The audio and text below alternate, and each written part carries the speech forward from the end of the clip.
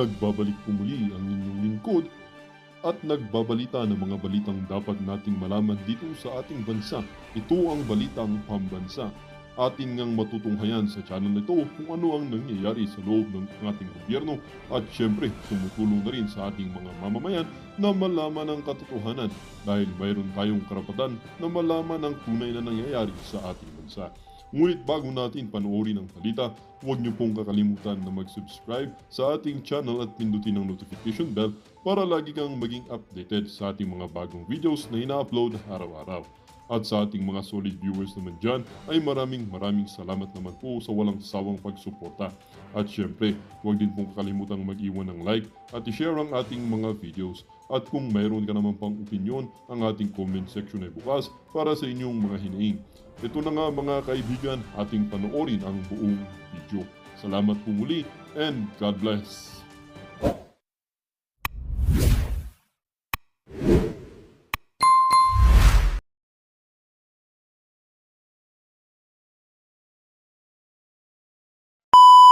PM, Colonel Grijaldo enters the holding room. At 7:17:59 PM, Attorney Emericio Quilang enters. At 7:18:11 PM, Attorney Rotsiv Comigat enters. At 7:19 PM, Congressman Dan Fernandez enters. At 7:20:35 PM, Congressman Benny Abante enters. At 7:35:35 PM, Congressman Dan... Yun, lumabas na po ha. Pumasok si Grijaldo, mga lawyer. Lumabas si, lumabas na si, ilang minuto lang yun ilang minuto lang. Ulitin natin para ma-track natin yung minutes. Lumabas po siya at 35.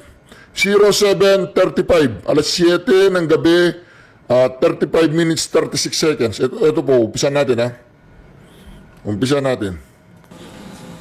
PM, Colonel Grijaldo enters the holding room. Okay, 17 minutes. At 7:17:59 PM, 7:17:59. Quilang enters. At 7:18:11 PM, Okay. Attorney Rotsiv Comigat enters. At 7:19 PM, Okay. Congressman Dan Fernandez enters. At 7:20:35 PM, Congressman Benny Abante enters. Okay. So nasa loob na po sila, pumasok po si si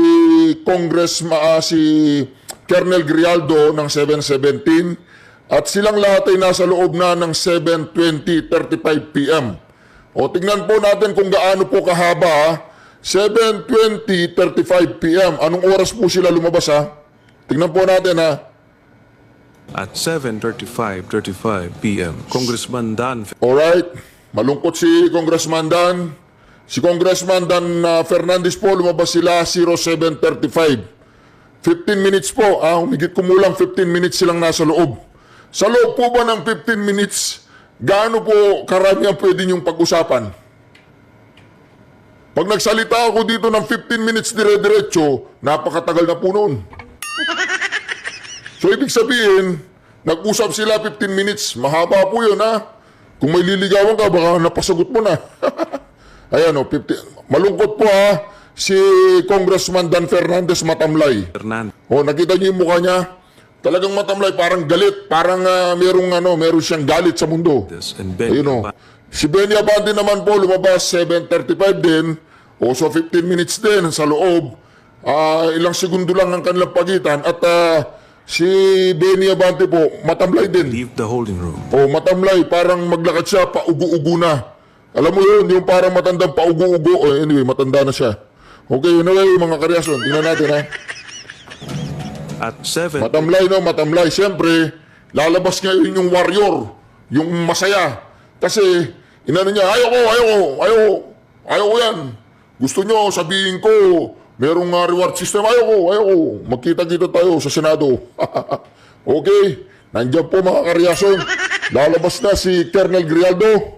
6:14 PM, Colonel Grijaldo exits with Attorney Quilang Masaya. and Attorney Comigat. Cool na cool. Ngayon, nakakulong na po yan. Cool na cool. 7:36:25 PM, Colonel Grijaldo Oh, masaya siya, masaya. Siyempre, paano hindi ka ba naman magiging masaya? Yung dalawang kongresista, hindi sila umubra sa'yo. Oh, di ba? all smiles. All smiles, sabi nung all smiles. Kasi gusto po nilang ipakita dito na walang coercion na nangyari. na walang barakuhan na nangyari, walang sapilitan na nangyari. Yun nga lang, may nangyaring ganun.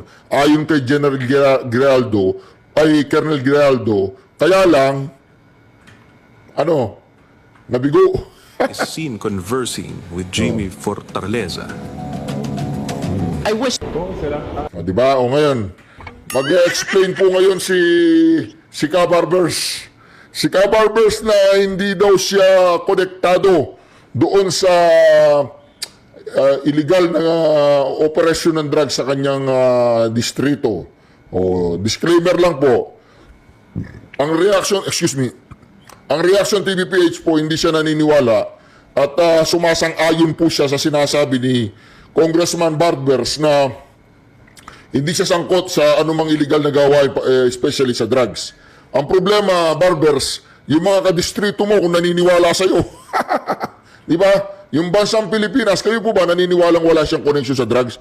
Pag-comment nga sa comment section. Going back to the Grijaldo experience, magiging careful na po ba yung mga members ng Quadcom in talking with the witnesses? Baka mabaliktad pa kayo pag mga Well, I think that's a lesson ngayon, ano? Eh, wala na may ibang intensyon, wala na may ibang motibo yung aming dalawang kasamahan na kongresista. Nung kinausap nila yan, in fact, kinausap lamang nila si Grijaldo because it was the request of Colonel Garma.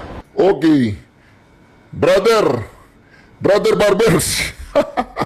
Alam mo bang bawal kausapin ng isang resource person at saka ng isang witness? Alam mo ba, hindi mo alam, pakinggan mo to. Hindi raw niya alam, pakinggan mo to ha. Pakinggan mo to, Barbers ha. Huwag kang anga-anga dyan, pakinggan mo to. Ba yun? Okay? Yan o. Pakinggan mo to ha. Makinig ka dito, yan ha. Oh. Listen ha, listen very carefully, Barbers. Consulted. And it is very offensive. Yan. And I think it is inappropriate for anyone to act like that. Of course. Meaning, you feel that you are being coached to make that statement? Yes, Your Honor. I feel I've been corrupted to Oh. make that statement, Your Honor. Oh. Just because that time, habang nag-uusap-usap, habang nagkakaroon ng deliberation doon sa hearing, Your Honor, hindi ko alam kung may present nila si Colonel Garman at that time, Your Honor, na mag-ano nung second supplemental, ay yung supplemental affidavit niya. So do you feel harassed? Did you feel harassed? It's an harassment and very offensive, Your Honor, and uncalled for anybody. That time, I was wearing my uniform You're wearing your as uniform police officer. and you are being told to lie. Parang Am I correct? gusto nilang magsisinungaling po ako, Your Honor. No. So, Colonel Grijaldo, I would like to thank you for your courage. I'm sure maraming police ngayon nanonood, and if you have observed, mabuti na nagsalita ka, dahil if you have observed, the way they are treating policemen in the Quadcom, it's very hard. I feel them. Because naging police din ako. Kapag sasabihan ka lang, answer yes or no. You can only answer yes or no. You're not allowed to explain yourself. So, para bang you are being deprived. You are being deprived of your right to explain yourself. Kaya lalong-lalo na kapag ikaw itinuturuan na itong sasabihin mo, itong paragraph sasabihin mo, o dito, pwede ka ba dito?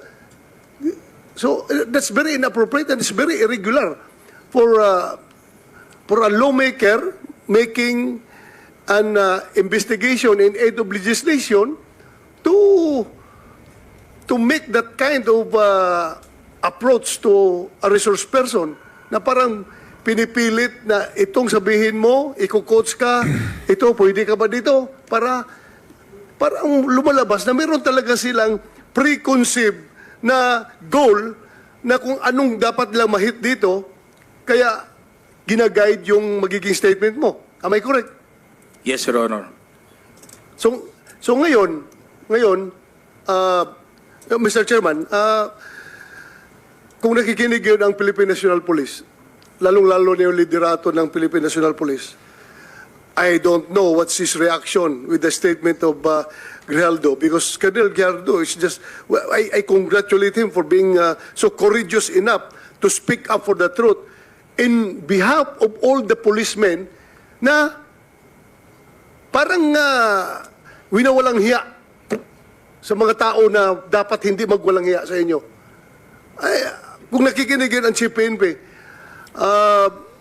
I hope this is your person, this is your man. Dapat dipinsahan ninyo ito. Huwag ninyo itong ilagay sa litsunan. Huwag nyo ilitsun itong tao na ito because he's standing for the PNP. Na dapat hindi ganun ang treatment ng mga resource person pagdating sa investigation. Kasi parang ang baba ng tingin sa inyo, ng nag-iimbestiga sa inyo. Yun lang ang nakikita ko, masyadong mababa. That's all, Mr. Chairman. Thank you, Congratulations. And we'd like to thank you for standing up. O, di ba? Ngayon, Marbel! Tawag mo nga si Marbel. Pakitawag si Marbel. Marbel! O, naririnig mo yan? Binabastos, binabalahura, tinatarantado, ang mga tao, ang mga tuwadkom. Anong gagawin mo kay Colonel Grijaldo? Mababayaan mo siyang nasa kulungan kasama ng mga kriminal? Tama po ba mga kareaksyon? Marbel! Buhay ka mo ba, Marbel? Anong gagawin mo kay Colonel Grijaldo? Tuloy po natin, ha? Time has also expired. But sige nga, the long and short of it, yung may maikling kwento, kasi hindi ko naman napanood buong Quadcom, kayo ba ay tumistigo sa Quadcom din, finally? Nagsalita rin kayo ron? Yes, sir. We were already at the... Nag-affidavit ka doon? Nagsabit ka Wala po kaming Wala ka inapidabit. We're just... So, ilang tanong lang ang sinagot mo doon? Ilang tanong? Tungkol saan? Anong The topic? last time that I was asked by Congressman Paduano, it's all about the operation sa Oron, Your Honor. Oron? Sa Oron. One particular operation? Yeah. It's the first appearance mo. Second appearance mo? Anong Your topic? Honor, the first appearance on September 27, it's all about about EGK that time, Your Honor. Sige, basta wala kang affidavit, so makikita No, Your na Honor. natin. Okay, so my colleagues, the President is getting tired. So kung meron tayong questions for the address to the former President, tanungin na lang natin. Sir, okay ka lang, sir? Sir, I'm good until 4 o'clock. Yeah, I know. 5 na, sir. 5 na. Totoo, sir. 4 a.m. 4 a.m. He's referring to 4 Hindi a.m. ako nagpapatawa. Yes, I know that, Mr. President. Mr. Chairman, Okay, so- just to clarify, and then I hope I didn't miss anything.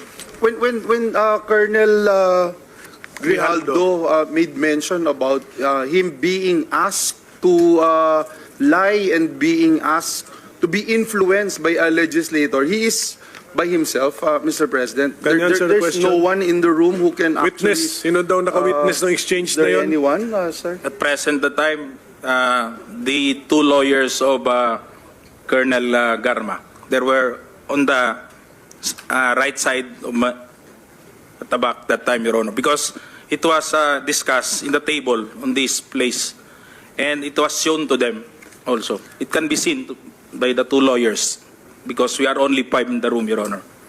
And seen and heard Yes, Your Honor. the words that you uttered a while ago. Just because one of the lawyer reacted when I refused to confirm the statement, because the holdings of this paper, Your Honor, like this, was on the second page, and I've seen some notes or names, and my name was indicated in that statement. So when I rejected, or I don't want to say rejected, parang nag-explain ako na hindi ko kayang i-confirm yung statement na yun. And what was the Sabi niya, reaction again? The reaction of the lawyer said, hindi na rin sila umimik, Your Honor. Kasi yun lang naman gusto nila na mag-collaborate do sa statement na pinabit ni Colonel Garma. thank you, Mr. Okay, Chair. so can we now entertain questions? O, yun po, ha? Maliwanag po yung explanation na yun. So ngayon po nakakulong po si Colonel Grijaldo. Doon malapit sa may batasan.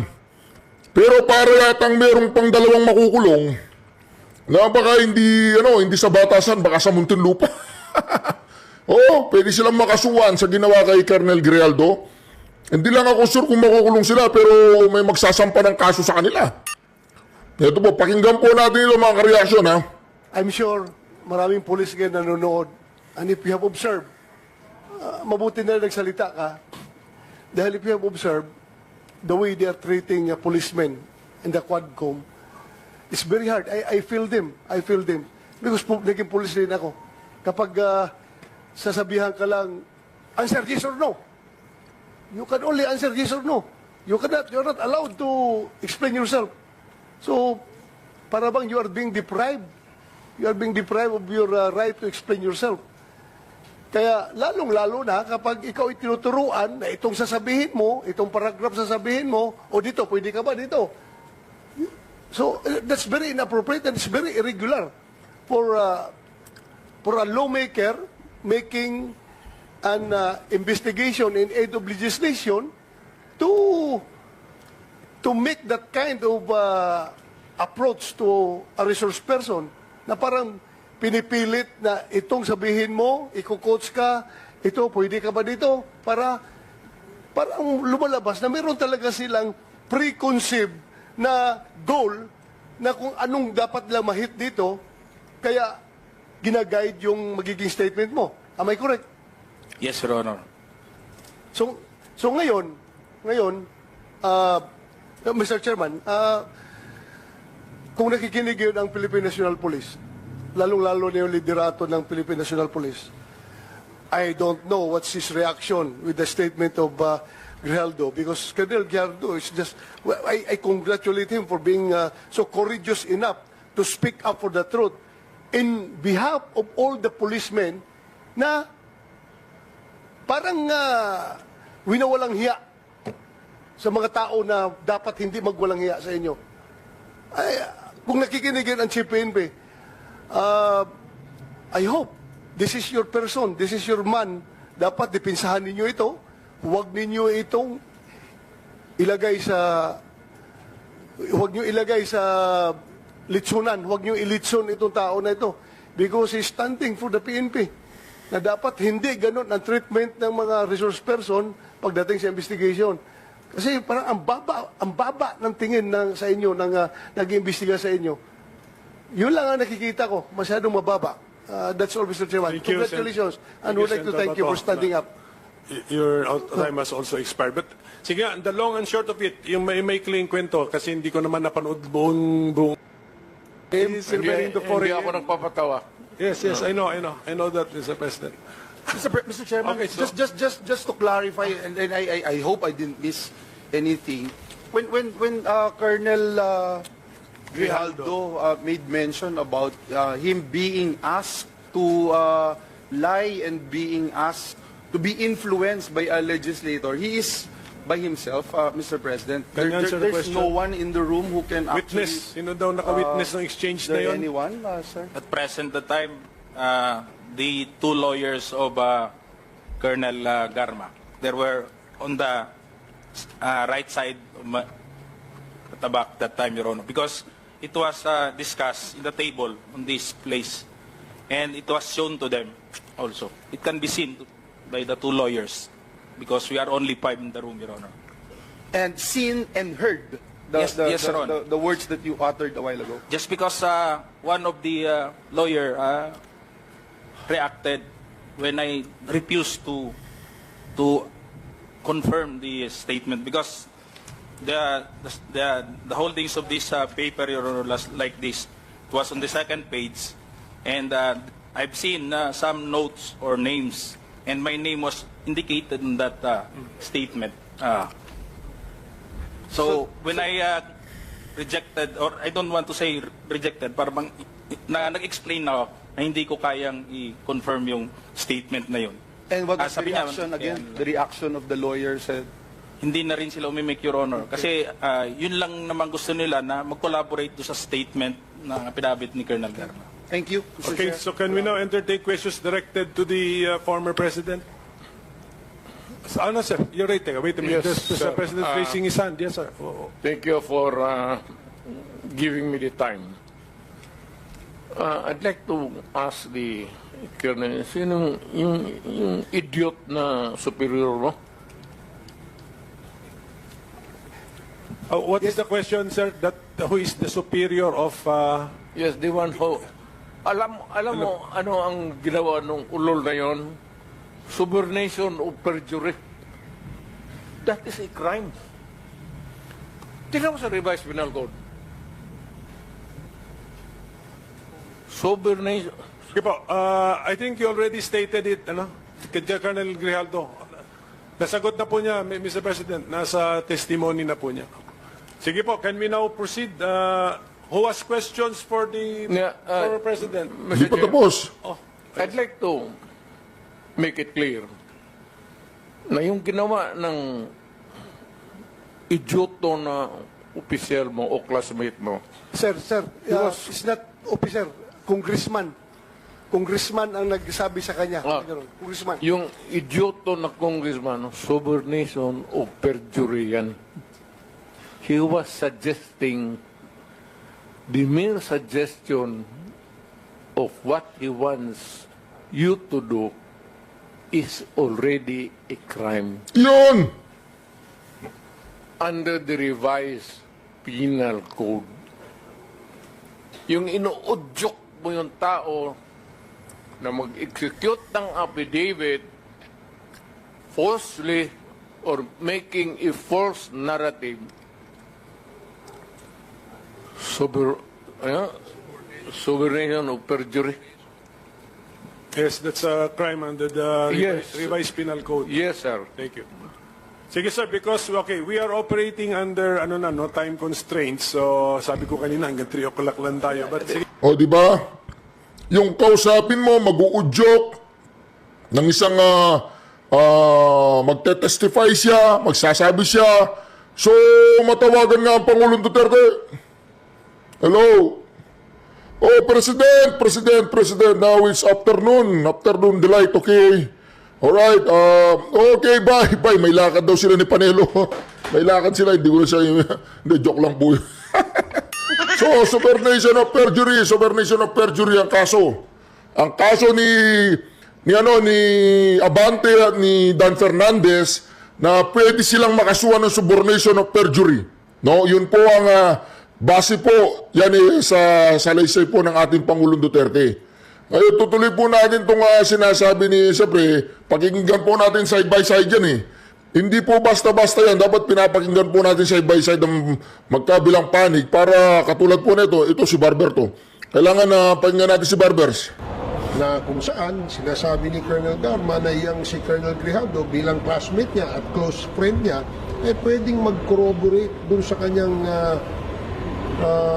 sinumpaang salaysay na isinabmit dito sa Quad Committee. Si ano ba? Si Garma ba ang nagsuggest?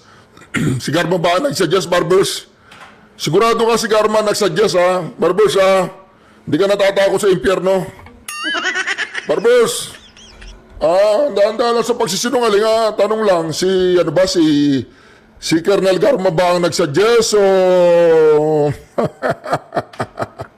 So of course we want, as we always say, no, kapag may witness, mayroong gustong to testify, binivet namin yun eh. Part of talking to these witnesses is the vetting. Yun. That's the process that we do, including asking from them to execute an affidavit para hindi ka rin naliligaw. Sa yung puntong yun, si Colonel Garma ang nag-request. Hindi naman si Kong Dan Fernandez at si Kong Denny Abante. Kung tanungin kita, Barbers, ibig ba sabihin mag-e-effort si Garma para masuplayan nyo yung inyong kagustuhan? Ganun ba yun? Ibig sabihin, nag-e-effort si Garma para sa investigation ninyo, tumutulong siya, ganun? Nag-e-effort siya, kausapin nyo yun. Pabagsakin natin si Duterte, ganun? Hindi siguro, pero hindi ako naniniwala doon. Naniniwala. Yung lesson learned po yun. Yes, it is a lesson learned na hindi na pwedeng dalawa lang sila, pwedeng 4 na kami. Kung 4 kayong makakasuhan ng subornation of perjury na naman, itigil mo na yan, Barbers, ha? Lesson learned na. 4 pa kayo. Barbers naman, huwag kang gaganyan-ganyan. Tingnan po yung pagmumukha nyo. Pagmumukha po ba na pagkakatiwalaan niya na yun, oh? Pagmumukha po ba na pagkakatiwalaan niya? Hindi, tanong lang. Oh. Pagmumukha ba, pwedeng pang thumbnail yun, eh. Teka lang, screenshot ko. O, di ba? Alright, subornation of perjury daw po. Subornation of perjury. Sabi ng Pangulong Duterte, tuloy. Para mas malinaw. Oh, sige. Okay. Sir, ano lang po muna yung kay Colonel Grijaldo? Parang medyo uminit na po talaga yung ulo ng ating mga members. Paano pa po ba natin siya matipigan? Yun ang isang malaking challenge, no? Kasi we cannot actually force him. Ayos din yung nagtatanong na yun, ah. Paano po natin siya mapipiga? Ano, kasama ka ba sa mga nag-iimbestiga, ha? Ma'am, kasama ka? Gusto mong pigayin si Colonel Grijaldo, may asawa na yun. Kung pipigayin yun, hanap ka na lang ng ibang mapipiga, ma'am. to say to answer to our questions, no? Kasi syempre that's his right, but he's invoking yung right against self-incrimination, which is wrong. Number one, wala namang kaso, no, na kinasasangkutan niya at the moment, at he cannot invoke that because ang pagtatanong ay base naman doon sa kanyang affidavit, no, na binigay sa Senate Blue Ribbon Committee. And it only proves to us that he's trying to be evasive, no? At saka hindi cooperative sa mga tanong o sa ating mga kasamaan sa Congress. And that is a manifestation too of disrespect, no, sa committee. Gusto lang niyang manahimik dahil ayaw niyang sagutin. Dahil alam niyang ipit na siya, eh. Alam niya na Siya ba ang ipit o yung dalawa ang naiipit ngayon? Pangulong Duterte, nananawagan po kami yung subornation of perjury. Wala pa kami naririnig doon. Wala pa po kami naririnig. wala nang credibility yung kanyang mga pinagsasabi doon sa Senado. Kung yung transfer ba niya, ngayon na ba yun mangyayari or bukas pa? By the way, Barbers, ano sinasabi mong walang credibility yung sinasabi niya sa Senado? Under oath siya doon. Oh, dyan wala siya sinasabi. Hindi nyo mapipigayan, boy. Ano yan? Ibang klase yan. Siguro baka by the we will make I think the Sergeant at Arms will make arrangements with the Station 6 ng Quezon City Jail, no? At kapag ready na yon, ika-transfer siya. Sir, sila Taguba po ba? Nasa custody pa rin? Oh, yeah. Si Jimmy Guban and Mark Taguba are still detained sa house. Mantagin nyo yan, ha? Mantagin nyo. Mamamayang Pilipinas, tatanggapin pa natin ito na magpapatuloy yung ganitong senaryo sa ating bayan. Si Mark Taguba at saka si Jimmy Guban, dalawang convicted dyan. In-incarcerate dyan sa loob ng batasan. Air condition, maganda ang tulugan. Si Jimmy Guban at saka si Mark Taguba, nandyan sila, nakadetain, nakakama. Ngayon, itong si Colonel Grijaldo, isasama po siya doon sa mga convicted, doon sa selda, kulungan. Oh, di ba? Oy, Marbil, ginagago yung tauhan mo. O binabara ko, may bagong operasyon dito sa shoulder. Ngayon, ikukulong siya doon sa kulungan ng mga convicted. Tapos itong mga convicted naman, ng mga kriminal, na patunayang may pagkakasala, ikinulong naman dyan sa may, sa may detention facility ng batasan. Tama po ba yan, mga kareaksyon? Tama po ba yan? Sige. Anyway, sabi nga umiikot yung relo, umiikot yung bola, umaga, tanghali, gabi, umiikot ang mundo. Barbers! Right, Barbers! Hindi kakalimutan ng taong bayan lahat kayo. Lahat kayong nasa Tuadcom, hindi kakalimutan ng taong bayan yan. Okay? Sir, so since wala na po tayong nakuha kay Colonel Grijaldo, kanina po kasi sa inyong opening statement, sabi niya meron pang mga gustong parang fine-tune doon sa issue with Bariuga case. So ano pa po ba yung isa ng news links po na... Yun ang gusto naming kasi lumabas naman din sa mga pagtatanong ng mga members ng Quad na parang mali yung report. Dahil nabanggit nga doon, natanong ko nga kanina, sabi ko, is General Barayuga included in the drugs watch list, no? Hindi niya sinagot, no? Pero nung sinabi niya, did you, when I asked, sabi ko kung bakit nasama ba sa report ninyo si General Barayuga na bilang isang drug personality. And he said yes, di ba? I don't know if I'm wrong, but I think I heard him say yes. So yun ang tingin ko at napiga namin. No? And obviously, because of this statement, no, naging cover-up siya. No?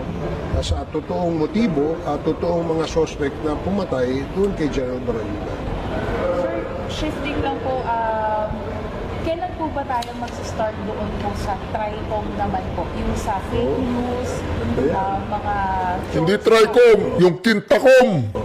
Meron na po ba? Okay, lilinawin ko lang, no? Itong investigation na gagawin ng TRICOM, ang layunin nito ay magkaroon ng panukalang batas na magkaroon ng regulatory framework, no? Yung paggamit ng social media.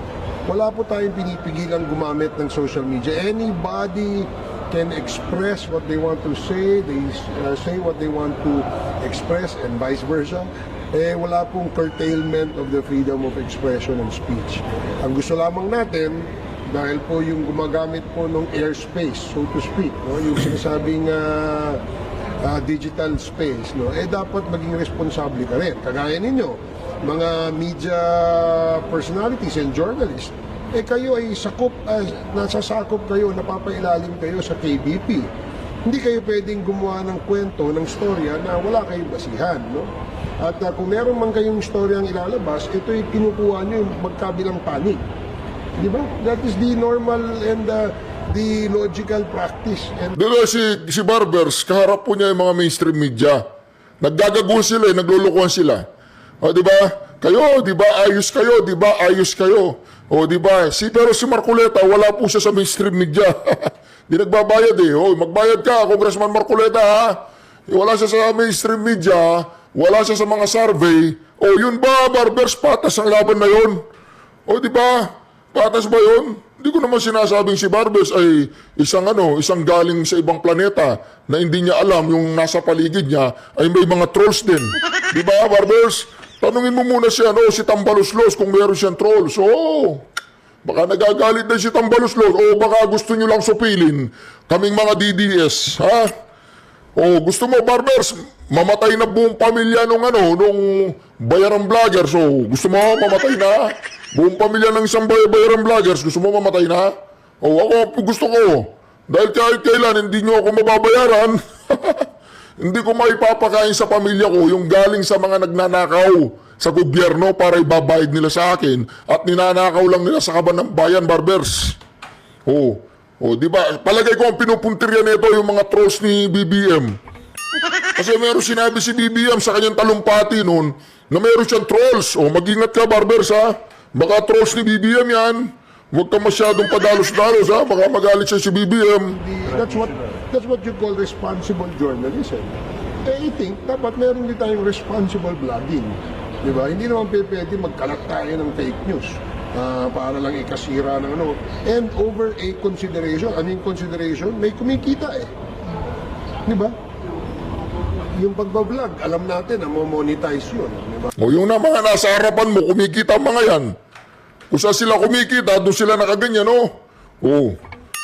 Kahit anong makita nilang katarantaduhan sa gobyerno, kumikita sila, saradong mata nila ngayon. O, bakit hindi nila binabalita yung expose? O, dahan-dahan. Ini-spin pa nila, ini-spin pa nila yung balita. Lalo na yung may nagpupondo sa kanila. No? Oo. We were given the information na may nagpupondong mga sindikato sa Pogo. Oo, dahan-dahan ka, Barbers, ha? Ako naniniwala ko may nagpopondo kasi yung isang kalbong vlogger, yung maitim, na mukhang butiki, Ang pagkasabi niya sa narinig ko, kung hindi ako magkakamali, nasa internet yun, ha? Basta't papuri lahat kay Tambaluslos, yun. Yun ang narinig ko. Basta't papuri lahat kay speaker. Papuri daw lahat kay speaker. Gagawin nila. Oh, ang bayaran daw cash. Walang Gcash. Oh, anong masasabi mo doon, Barber? Sige nga, imbestigahan nyo nga yung kalbo na yun. Oh, parang sinisira. Parang yung kalbo na yun, sinisiraan si speaker eh. Oh, dapat hindi niya sinasabi yun. Parang sinisiraan niya yung honorable speaker. Yung kagalang-galang, kapita-pitagan, kabangag-bangagan, o di ba? O di ba? Saka sindikato ng droga na mula sa China. China na naman. Hindi ka pa ba nagsaway? Oh, ba't ganyan ang tingin mo sa akin? Oh, ako lang to. Huwag ka masyadong masyak, Barbers. Ako lang to. Si Reaction TVPH lang to. Huwag ka masyak. Oo, kasi syempre, they're only after the engagements. Eh. The more engagements they get, the bigger the money that they make. No? Kaya yun ang ang ating layunin ay magkaroon ng disiplina. Oo. Pwede yung araw-araw, pagbukas mo ng social media, may nagmumura. Eh di huwag ka magbukas sa social media. Putangin na naman. Ba't huwag ka magbukas sa social media? Pati yung pagmumura ng ibang tao, pinapakialaman ninyo. Labag ba sa batas yun? Labag ba sa batas yung pagmumura? Hindi naman Oh, mas labag pa nga sa batas yung paggamit ng cocaine eh. Oh, hindi nga sila nagmumura. Wala nga, sinisira naman nila yung mga utak nila, nasa gobyerno pa, oh. Oh, hindi mo alam yun, hindi mo alam ng buong Pilipinas yun, ikaw hindi mo alam, Barbers. Grabe ka, yung nagmumura. Ayaw ko na nga nagmura, kaya lang, hindi, totoo lang po, promise, ayaw ko magmura. Kaya lang, napapamura ako sa mga ginagawa ng mga tarantadong yan eh. Mantakin mo yan, pati yung mga vloggers pinakikialaman. O, di ba? Ayan nyo, kung maganda ang ginagawa mo sa gobyerno, pupurihan ka ng mga vloggers. Pero yung mga bayaran, kahit magandang ginagawa mo, pag binayaran sila ng kabila, bubugbugin ka nila, babanatan ka nila, Barbers. Oo, maniwala ka sa akin. Maniwala ka. Subukan mo, gumawa ka ng mabuti. Huwag kang mang-abuso. Yung patas lang ang laban, patas. Yung hindi nyo tinatarantado si VP Sara Duterte, hindi nyo siya ginagago, yun, pupurihin ka namin nun kasi patas eh. Oh, di ba? Ganun yun. Pero pag binabanatan nyo si Sara Duterte, wala naman dahilan, bugbog kayo ng bugbog. Ang hinahanap ninyo, yung confidential pan na kayo ng confidential pan, siya lang naman hinahanapan yung confidential pan. Unfair yun, Barbers. Unfair yun. Hindi maganda yun. Sinisingle out yung vice presidente. Tama ba yun? In aid of the legislation, siya lamang. Tama yun, hindi pwede yun. Basahin mo. Ayan nakasulat yan. Sa babaan mo, Protect BP Sara. Ayan, sa baba. Nababasa mo, Barbers? Kala ko hindi mo nababasa. Hindi naman siguro natin